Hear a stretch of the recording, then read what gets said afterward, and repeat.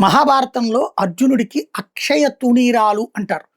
అంటే మిగతా కర్ణుడా లేకపోతే వీళ్ళందరూ గూడా బాణంతో పాటు కొన్ని బాణాలు, కొన్ని ఏది విల్లు, బాణాలు పక్కన తెచ్చుకోవాలి. ఒక ఇంకొక బండిలో తెచ్చుకోవాలి. అర్జునుడికి అది అక్కర్లేదు. తను ఒక విల్లు చేతిలో పట్టుకుంటే ఎనకాల ఉండేటువంటి తుణీరం అంటారనమాట. పొది.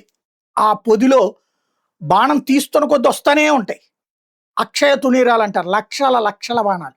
ఇప్పుడు ఇరాన్ దగ్గర అట్లాగా అక్షయ మిస్సైల్స్ కనబడుతున్నాయి. వేల కొద్ది మిస్సైల్స్ అటాక్ చేస్తుంది. వేల కొద్ది డ్రోన్స్తో విరుచుకుపడుతోంది.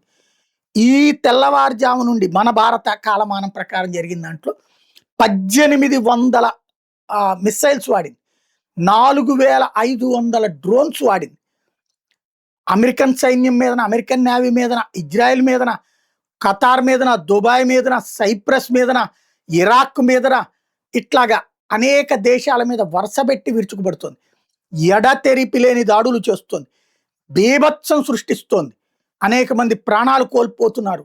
విధ్వంసానికి వణికిపోయే పరిస్థితులు అయితే సృష్టిస్తోంది ఇరాన్.